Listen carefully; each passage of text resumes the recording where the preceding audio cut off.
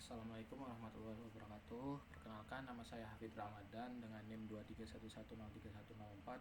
Di sini saya akan menerangkan PPT makalah yang sudah saya buat. Oke, langsung saja ke PowerPoint-nya.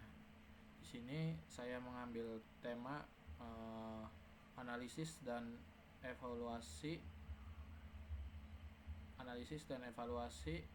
sistem informasi akademik sekolah menggunakan metode PISIS Framework untuk meningkatkan kualitas layanan akademik.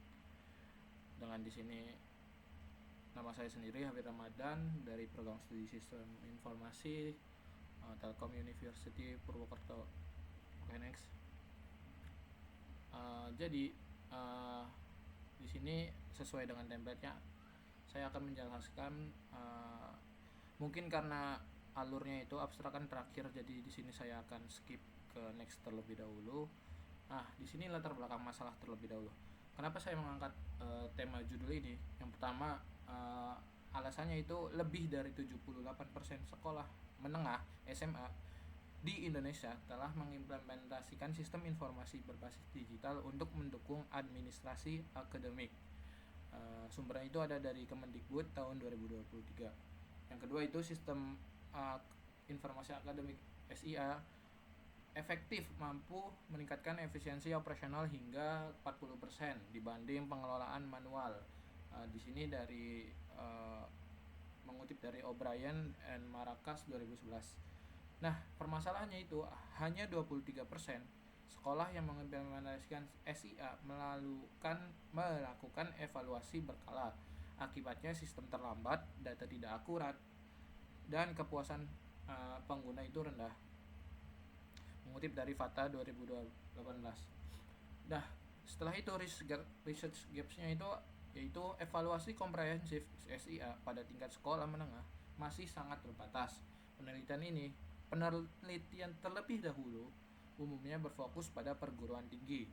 Nah, novelty-nya itu penerapan PISIS Framework secara menyeluruh dan simultan pada SIA sekolah menengah dengan pendekatan kuantitatif berbasis kuesioner tervalidasi.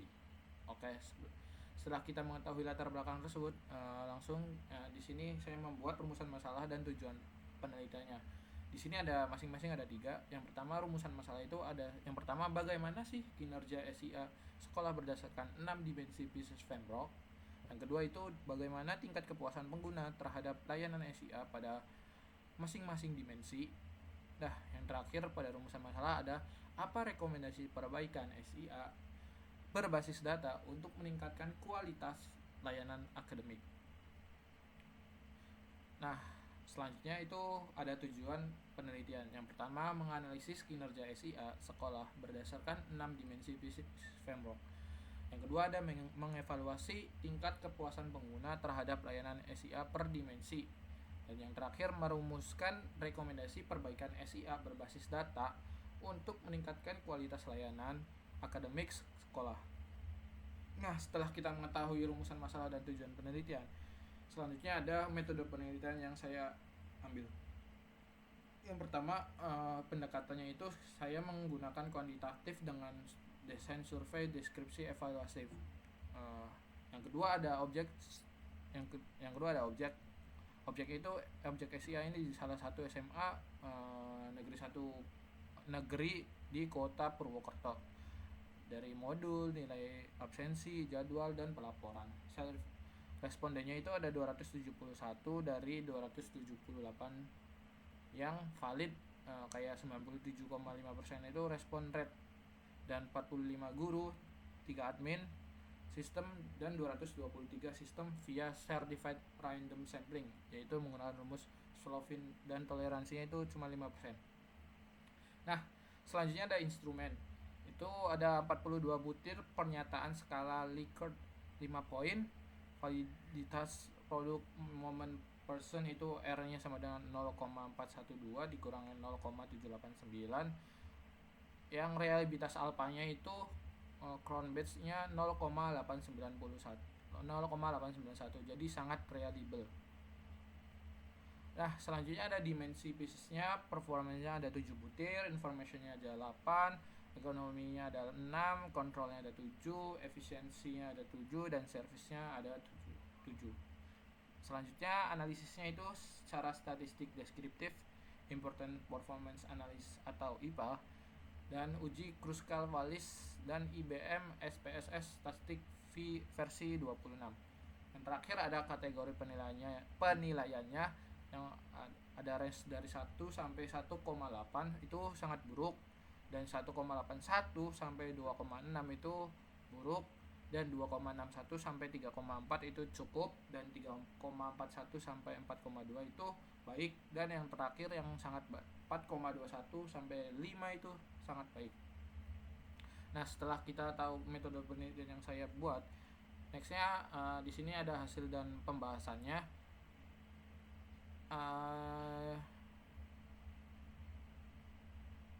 Di sini hasil dan pembahasannya itu, yang pertama hasil analisis deskriptif fisis itu N sama dengan 271. Jadi service yang didapatkan 3,61 dari range nilai yang tadi itu tergolong baik, ranking 1. Yang kedua ada information itu 3,58, dan menurut saya ini masih tergolong baik. Rank ketiga dari segi ekonominya itu 3,47 baik, ranking 3. Ranking 4 itu ada di performance mencapai 3,42, ranking 5 nya ada di efisiensi mencapai nilainya 3,35, dan kontrol ranking 6 ada kontrol, yaitu kontrol 3,29, dan yang terakhir ada tadi kontrolnya itu, dan rata-ratanya itu 3,45. Jadi secara menyeluruh dari responden itu ada 3,45 dan bisa dikategorikan itu baik. Nah, selanjutnya ada kontrolnya itu 3,29. Kelemahan pada role based access control dan ketiadaan log aktivitas komprehensif. Efisiensi itu ada di 3,35, duplikasi input data antar SIA dan Dapodik. Nah, uji krusialnya Wallis itu ada di performance H sama dengan 8,241, P-nya 0,016. Berbeda signifikan. Nah, kontrol H-nya selanjutnya, kontrol itu H sama dengan 12,504 dan P-nya itu 0,0002. Berbeda signifikan. Efisiensi ada di H sama dengan 9,836 dan P-nya itu 0,007. Berbeda signifikan. Information itu ada P sama dengan 0,059, ekonominya ada 0,112 dan servisnya ada P 0,200. Jadi tidak berbeda signifikan antar kelompok penggunanya. Nah, di sini admin sistem memberikan penilaian lebih tinggi pada performance dan kontrol karena akses dan pemahaman teknis lebih mendalam. Jadi ibaratnya kayak dia lebih paham di suatu bidang itu ada di performance, dan yang megang kendalinya itu ada di performance dan kontrolnya pada admin sistem ini. Sebelum ke penutup dan simpulan itu saya akan balik lagi ke abstrak karena tadi. Nah, di sini abstraknya itu ada sistem informasi akademik telah menjadi komponen vital dalam pengelolaan kegiatan akademik sekolah. Namun evaluasi sistematis terhadap kinerjanya masih sangat terbatas, terutama di tingkat sekolah menengah.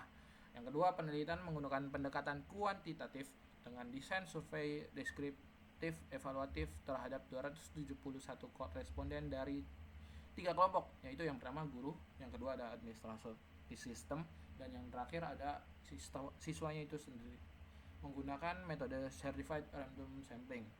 Yang ketiga ada instrumen, itu ada 42 butir kuesioner skala Likert, reliabilitas alpha Cronbach's 0,891, dan analisis statistik deskriptif important performanya analisisnya, dan uji Kruskal-Wallis.